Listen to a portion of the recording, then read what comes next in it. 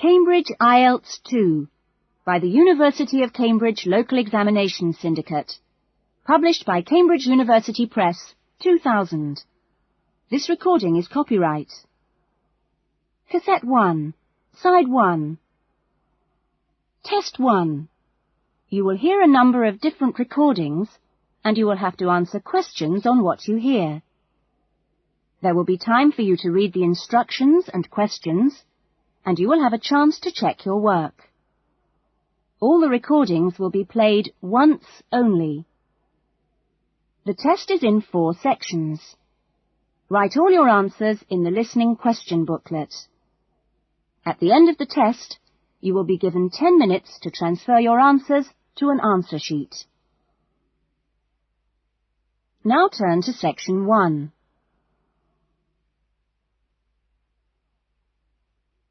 Section 1. Louise wants to join a video library. You will hear a conversation between Louise and the owner of the video library. First, you have some time to look at questions 1 to 5.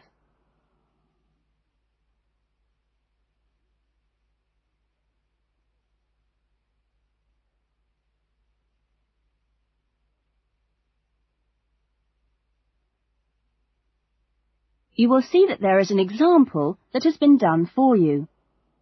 On this occasion only, the conversation relating to this will be played first. Oh, hello. I'd like to join the video library. OK, would you like to fill in the application form now? Yes, I can do it now. Hold on and I'll get a form. Now, I'll just ask you a few questions and then I'll get you to sign at the bottom. Right. What's your full name?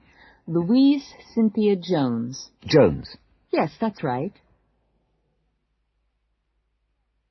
Louise's surname is Jones, so Jones has been written on the form. Now we shall begin. You should answer the questions as you listen, because you will not hear the recording a second time. Listen carefully to the conversation and answer questions 1 to 5. Oh, hello. I'd like to join the video library. OK, would you like to fill in the application form now? Yes, I can do it now. Hold on and I'll get a form. Now, I'll just ask you a few questions and then I'll get you to sign at the bottom. Right. What's your full name? Louise Cynthia Jones. Jones. Yes, that's right. OK. And what's your address? Apartment 1, 72 Black Street, Highbridge. Black Street? That's just round the corner, isn't it? Yes. OK, so the postcode is 2085, right? Yes, 2085. And your telephone number? I need both home and work. Home is 9835 6712, and work is 9456 1309.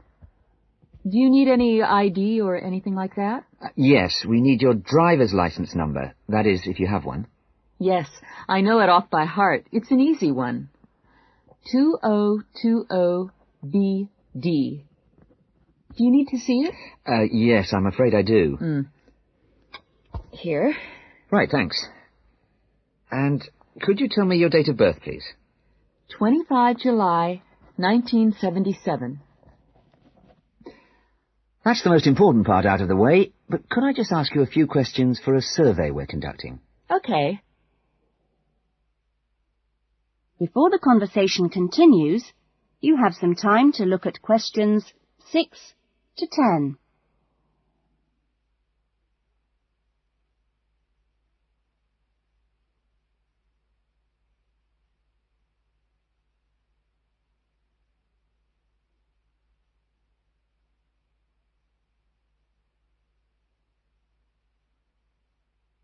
Now listen carefully and answer questions 6 to 10. What kind of videos do you prefer to watch? Have a look at this list. Well, I love anything that makes me laugh. I just love to hear jokes and funny punchlines. I'm not very keen on westerns, although my father likes them. but I'm a real softie, so anything with a bit of a love story is good for me. It doesn't matter how old. Not musicals, though. They're too much. Anything else? I'm completely taken by documentaries of the great outdoors.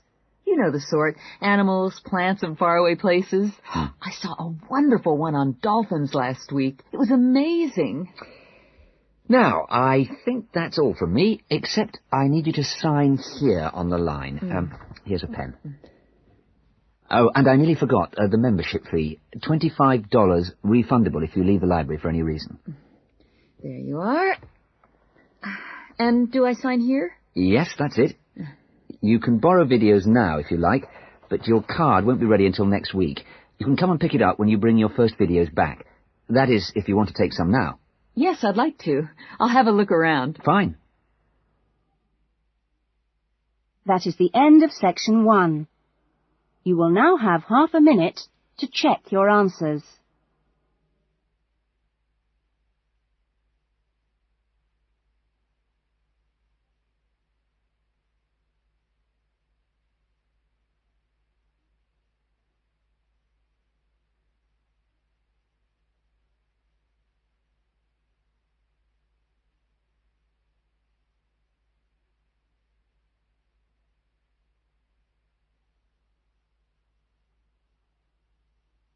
Now turn to section 2.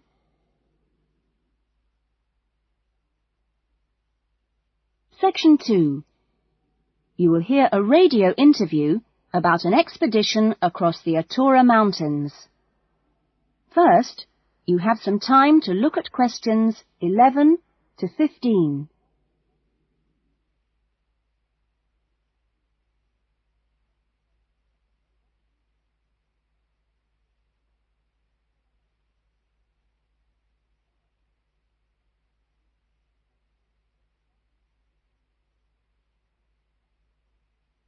Now listen carefully to the interview and answer questions 11 to 15.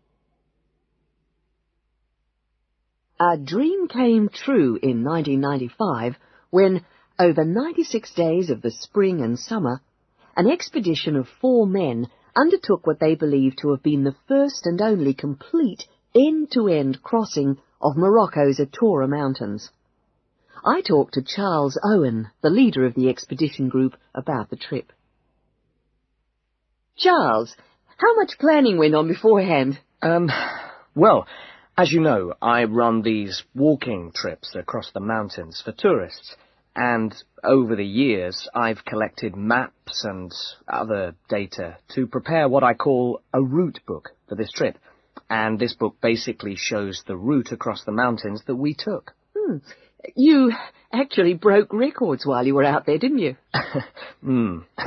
Yes, it was 900 miles in total, and we managed to climb 32 peaks that were over 3,000 meters high, including Tube Karl, which is, of course, the highest in North Africa. We weren't actually out to make a name for ourselves. It just happened, really.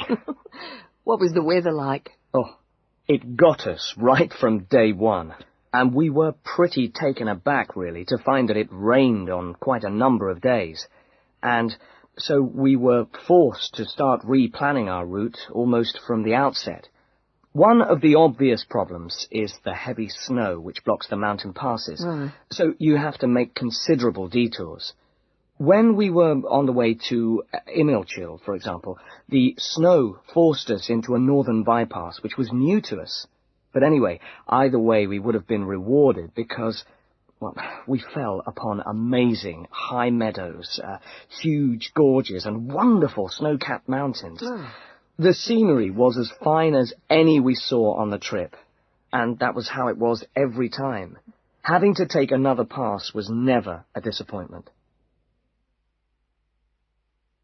You now have some time to look at questions 16 to 20.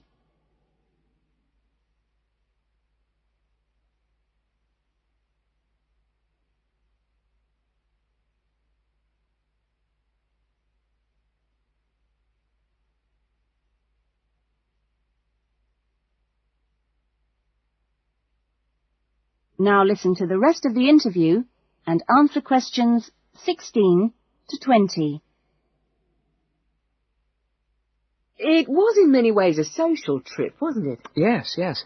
We'd arranged to meet up with friends at various points on the journey. I mean, this was actually one of the purposes of the trip. Right. And we managed to keep all these dates, which, well, it's amazing, really, considering the detours we made. An old friend acted as a sort of transport organizer for everyone, and the Hotel Alley in Marrakesh was a good social base. I'd really recommend it, although I can't remember who runs it. Anyway, groups of friends actually joined us for 3-week stints, and others just linked up with us. Some, whom we hadn't met before the trip at all, tagged on for short bursts, people from the area who just came along for the ride. But outside the major visitor areas like Toubkal, we only met one other group of travellers like ourselves in the whole 96 days. Were there any bad moments? Well, we took 2, I must say, long-suffering donkeys with us to help transport water and tents and things. Yeah. I suppose if we were to do it all again, we'd probably hire donkeys along the way. Oh, right. Taza and Tamri, as we called them, after the last places in the trip, well, they made quite a unique journey between them. And, well, but it was continuously demanding for them. On both the really high summits, they took diversions that were quite out of character, and I can only assume that it must have been due to tiredness. Well, thank you. And Charles has put together a video about this journey and continues to lead groups to the Atora Mountains. So if you want further information... That is the end of section 2. You will now have half a minute to check your answers.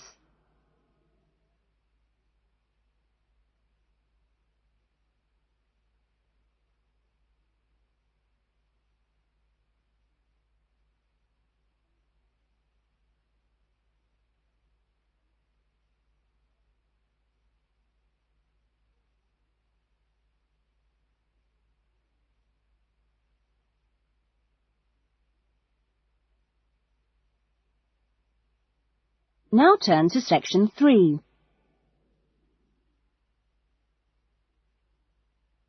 Section 3. You will hear 2 new students, Jane and Tim, talking about their university studies. First, you have some time to look at questions 21 to 25.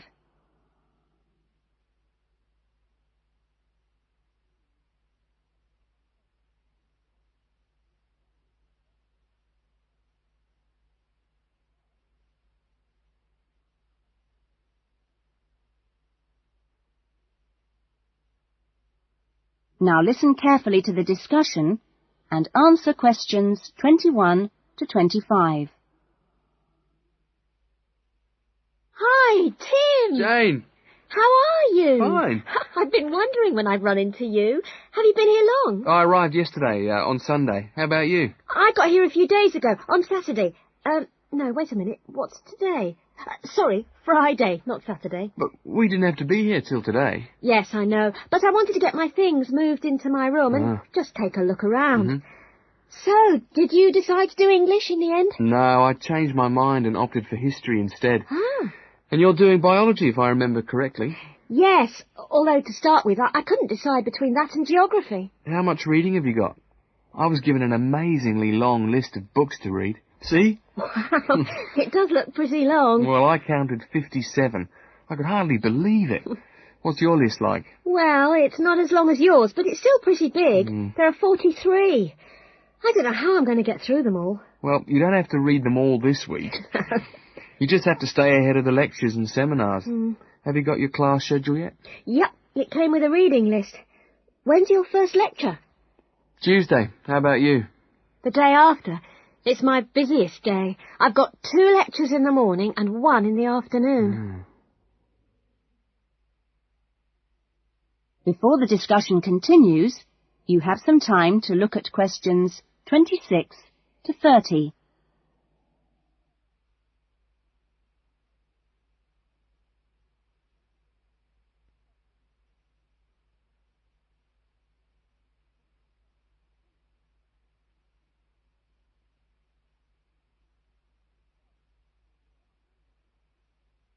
Now listen carefully and answer questions 26 to 30. It's going to be different from school, isn't it? Yeah, particularly the lectures. Have you got any special strategy for listening to lectures? Well, I'm going to use a cassette recorder and record them all. What? Are you allowed to? Sure. Lots of people do it nowadays. It means you can listen to the lectures all over again later and make really good notes. I couldn't do that. I like to take notes as I'm listening. I usually find I get all the important points. Reading is different, of course. My approach is to skim the book first to see what's important and what isn't. It saves hours of time. But what if you miss something? You don't mean you're going to read every word, do you? Well, that's what I usually do. Well, that's up to you, but I think you're crazy. Oh. What's your first lecture on, anyway? Oh, it's a lecture on the French Revolution. The French Revolution? How boring. Oh, it's not boring at all. It was an amazing period of history. It changed everything in Europe. So what's your first lecture about? It's about animal behaviour. It sounds really interesting. Look, I was on my way to the library. I'm going to get some of these books out and start reading for the first essay I've got to write. And what have you got to write about? Well, you'll never believe it. I think our professor must have a sense of humour. He's given us the title, Why Study History? That's a good one. When you find the answer, let me know. No, I'm going to enjoy writing it. Have you been given any writing assignments yet? Yes, I've got to write about animal language. That sounds a challenge. I suppose you'll be off to the zoo to do field research. That is the end of section 3. You will now have half a minute to check your answers.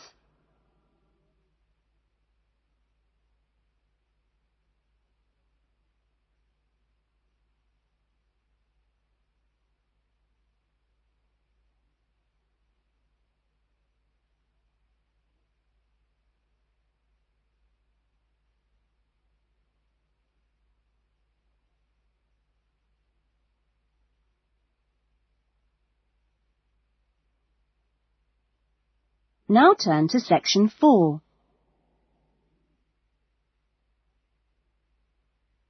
Section 4. You will hear a lecture being given to school leavers on the jobs people can get in sport and the training programs available to prepare for those jobs. First, you have some time to look at questions 31 to 40.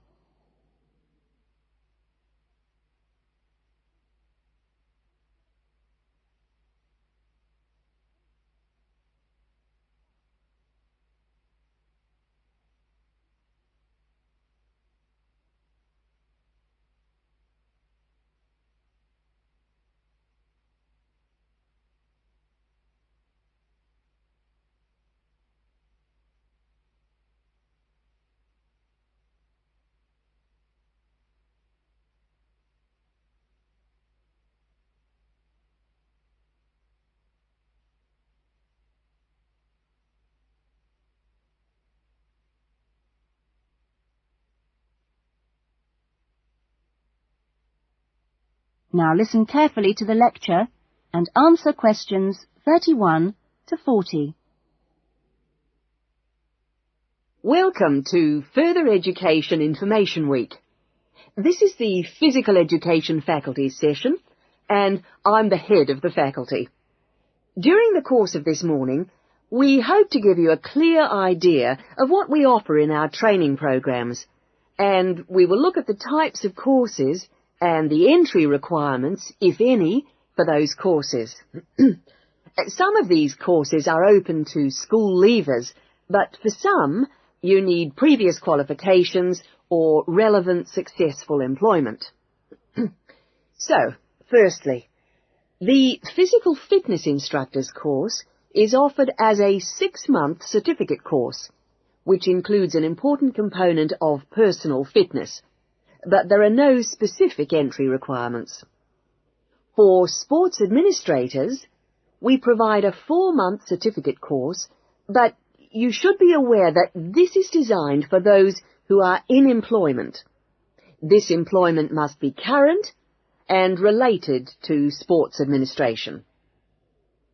For the sports psychologist course, we offer a 1-year diploma course, but this diploma course is available only to those who already hold a degree in psychology. So you need to make sure you have that before you apply to do this course. Now, for physical education teachers, we offer a 4-year degree in education. This degree course is designed for preparing students to teach in primary and secondary schools and needs no prior qualifications, as it is entered directly by school leavers. And lastly, for the Recreation Officers course, we offer a 6-month certificate. Entry to this course normally includes applicants of a wide range of ages and experiences, but we do not insist on any prerequisites for this course. Remember that this is a vocational training institute. We train you so that you can take up a particular kind of job. So it is important that you know the main roles of the jobs, what the work is like, and what kind of qualities you need to succeed at them. A physical fitness instructor works in health and fitness centres, preparing individual programs for ordinary members of the public. Physical fitness instructors prepare routines of exercises to suit the individual client's age and level of fitness. Sports administrators run clubs and sporting associations. Their duties include such things as booking playing fields with local councils and organising the schedule of games or events for the club. So they need good organisational skills. Sports psychologists spend time with professional athletes, helping them approach competition with a positive mental attitude to enable them to achieve their personal best. They do this by improving motivation and concentration, or assisting with stress management. Physical education, or PE teachers, instruct young students in how to exercise, play sport, and do other recreational activities correctly and safely. PE teachers help the development of coordination, balance, posture, and flexibility, with things like simple catching and throwing skills. They are not expected to be experts in all sports, but must be able to show students the basic techniques involved in a wide range of activities. Recreation officers often find themselves working for local government authorities and local groups. Their aim is to raise people's awareness of healthy lifestyles and improve general fitness through arranging recreational activities for groups of all ages, from the very young to the elderly. There are many other job opportunities which our graduates can look forward to. If you're interested in any of these, then I suggest... That is the end of section 4. You will now have half a minute to check your answers.